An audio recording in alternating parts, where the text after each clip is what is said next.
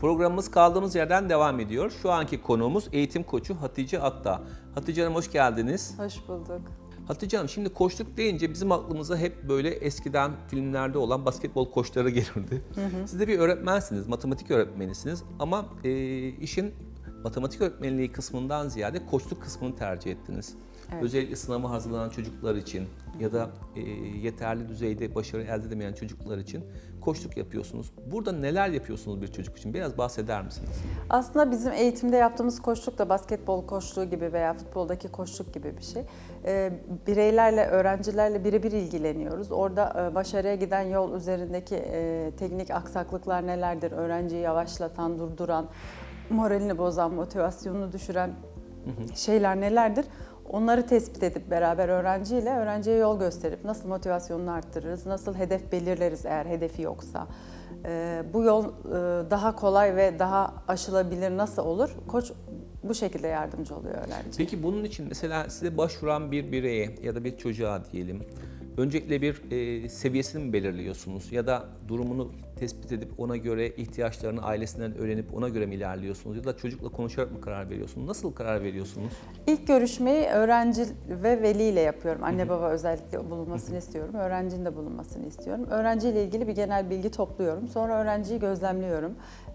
Kendi koçluk ofisimde çalışma odaları var. Orada ders çalışmasını gözlemleyip ona göre geri bildirim veriyorum ona. Eğitimci olmamın buna çok faydası oluyor koçluğa. Çünkü ders nasıl çalışılır, işte matematik dersi nasıl çalışılır, Türkçe dersi nasıl çalışılır, bununla ilgili birikimim var zaten yıllardır öğretmenlik yaptığım için. Gözlemliyorum öğrenciyi. Orada eksik bulduğum veya yanlış bulduğum şeyler varsa onun üzerine konuşarak, bireysel olarak konuşarak ilerliyoruz. Peki genelde çocukların bu konudaki problemleri ne oluyor? Yani sılacak olsun. En azından şimdi bizi dinleyen bir sürü anne babalar var. Onlar çocuklarında ne görürse bir koça başvurmaya gerektiğini hissetsinler.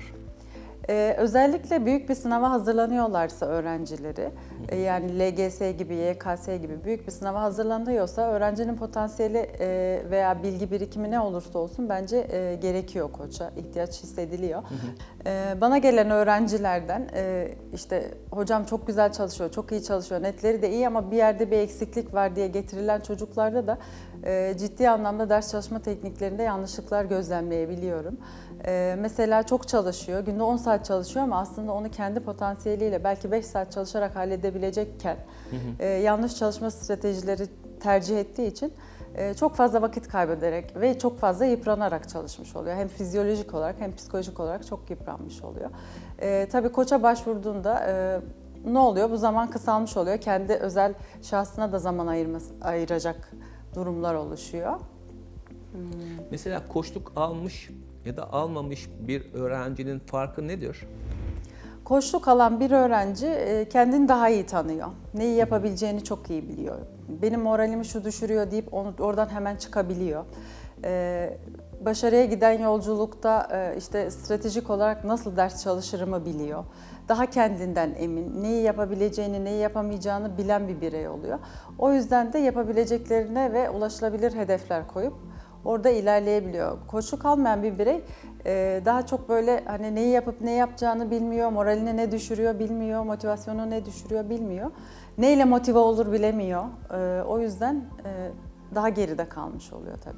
Peki çalışma tekniklerinizden biraz püf noktalarınızdan bahseder misiniz? Yani sonuçta herkes size getiremeyebilir ama mesela böyle bir problemi olan bir aile varsa nelere dikkat etsinler, nasıl ilgilensinler çocuklarıyla? Eğer bir öğrencinin başarıyla ilgili bir sıkıntısı varsa, okulla ilgili bir motivasyon sıkıntısı varsa bir koça başvurabilirler. Bu koçla ilgili benim şahsi düşüncem eğitim sektörünün içinde olan, yani öğrenciyle çok yakından temas kurabilen, öğrenciyi gözlemleyebilen, gözlemleme şansı olabilen bir ve eğitim koçluğu eğitimlerini almış olan bir bireyden yardım alırlarsa daha faydalı olur diye düşünüyorum. Yani öğrenciyi tanımak açısından ve hani teşhis koymak açısından da daha hızlı oluyor bu eğitim. Peki motivasyonda çocuklara neler yapıyorsunuz? Nasıl telkinlerde mi bulunuyorsunuz? Yoksa işte okuma tekniğini hızlandırmaya mı çalışıyorsunuz? Örnek anlama kapasitesini mi artırmaya çalışıyorsunuz? Neler yapıyorsunuz? Yani bu sadece önerilerle dolu bir şey mi yoksa seanslarla yapılan bir uygulama mı? Seanslarla yapılıyor. Haftada bir seans, birebir seanslar şeklinde yapıyoruz. Mesela öğrenci ders çalıştığını söylüyor. Matematikte özet çıkararak çalıştığını söylüyor mesela. Matematikte özet çıkartmaktan ziyade test çözmesi gerektiğini hani orada vurguluyoruz. Test çözmesi gerektiğini ona fark ettiriyorum daha doğrusu. Bunu böyle yapmalısın diye değil de matematiğe işte özet çıkararak çalıştım. Peki ne oldu? İşte olmadı. O zaman başka bir yol deneyebilir miyiz? Deyip öğrenciye onu söylettirmeye çalışıyoruz. Yani öğrencinin kendi söylemesi lazım. Ben evet ya bunu şeyi fark etmesi lazım. Evet ya ben özet çıkarıyorum olmuyor demek ki başka bir şey yapmamı düşündürtmek amaçlı o seanslar aslında. Hep konuşma şeklinde ilerliyor. Öğrenciye farkındalık kazandırarak yaptığı tekniklerle ilgili bazen şey de olabiliyor yani hani çok test çözüyor, düzgün çözüyor. Onu da fark ettirmek gerekiyor. Bazen kendini yetersiz bulabiliyor öğrenci. Yani ben bu kadar çözüyorum, yetersizim deyip kendini hırpalayabiliyor. Burada da yaptığı işin ne kadar yeterli olduğunu fark etmesini sağlamak önemli. O bireysel görüşmelerde, koçluk görüşmelerinde bunları sağlamaya çalışıyoruz. Şimdi koçluk görüşmesi ya da koçun yönlendirmesi bence çok önemli. Mesela pek çok aile çocuğuna özel ders aldırtıyor. Aslında belki de özel ders aldırtmasına gerek kalmadan bir koçun tavsiyesiyle de o çocuk aslında kendi doğru yolunu bulabilir. Doğru mu acaba söylediğim şey? Evet, akademik bilgi anlamında ihtiyacı yoksa kesinlikle doğru. Çünkü nasıl çalışması gerektiğini bilmiyor olabilir, vaktini iyi yönetemiyor olabilir, zaman yönetiminde sıkıntıları olabilir, sınav anındaki heyecanını, stresini yönetemiyor olabilir. Koç burada zaten bu sıkıntıları gidermek için seanslar yapıyor. O yüzden faydalı olabilir tabii ki. Akademik anlamda yeterli olan bir bireyin koçluk alması başarıya yol açabilir. Peki akademik yeterli olup olmadığını nasıl tespit ediyorsunuz? Matematik anlamında yetersiz olup olmadığını kendi hazırladığım, kendi akademik bilgimle ve matematik öğretmenliği kimliğimle tespit ediyorum, sınav yapıyorum. Onun dışında diğer branşlarla ilgili de sınavlar yapıyorum. Alanında uzman arkadaşlarımdan destek alıyorum o konuda. Peki bir öğretmen bir öğrencinin ufkunu nasıl geliştirebilir?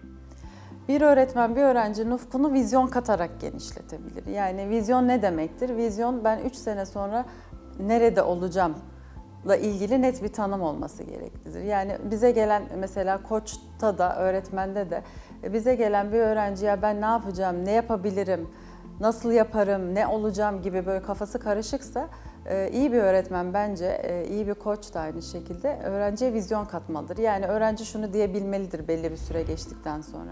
Ya ben 3 sene sonra tıp fakültesi 3. sınıfta olacağım, işte şu bölümü seçeceğim gibi net hedefler belirlemeli ve o hedefe gidecek adımları belirlemelidir.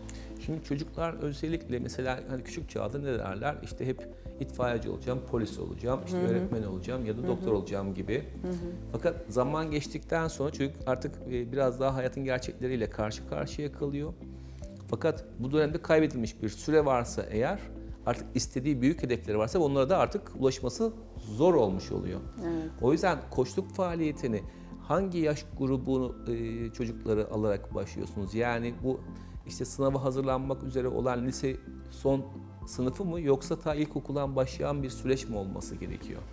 İlkokuldan başlayan süreçte de olabilir. Benim kızım 2. sınıfa gidiyor. Kızıma da koçluk yapıyoruz, koçluk görüşmesi yapıyoruz. Hatta o tıkandığında veya okulda bir şey olduğunda ben annemden koçluk seansı alacağım diyormuş mesela öğretmenine.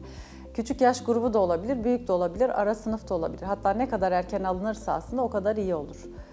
En azından öğrenci kendini bilir, tanır. Nasıl ders çalışacağını bilir. Kendini, kişisel özelliklerini de tanıma fırsatı bulmuş olur aldığı koçlukla. Kişisel özelliklerini tanıdığı için de kendine uygun bir meslek seçimi daha rahat yapabilir. Son olarak çocuğun yeteneklerini nasıl ayırt ediyorsunuz? Mesela müziğe mi ilgisi var, bedene mi ilgisi var ya da ne bileyim işte bilimsel ileride akademik kariyer yapacak bir çocuk mu olacak? Yani üstün zekalı mı mesela gibi. Bunları nasıl anlayabiliyorsunuz? Bunlarla ilgili benim özellikle yaptırdığım bir çalışma var. Kendi öğrencilerime de yaptırıyorum. Günlük tutturuyorum. Akademik günlük gibi aslında ama duygusal anlamda da orada gün içerisinde yaptıklarını da yazdırıyorum. Yani en çok neye zaman harcamış? Bakıyorum mesela günlükte en çok işte tablette zaman geçirmiş. Bunun üzerinde hani teknoloji ilgisini çekiyor mu çekmiyor mu gibi yine koçluk seanslarımızda konuşarak hallediyoruz bu kısmı da, yani anlayabiliyoruz. Çok teşekkür ederim vermiş olduğunuz güzel bilgiler için. Ben teşekkür ederim. Bugünkü program konuğumuz eğitim koçu Hatice Akdağ idi. Kendisine vermiş olduğu bilgiler için tekrar teşekkür ediyoruz. Programımız kaldığımız yerden tüm hızıyla devam ediyor.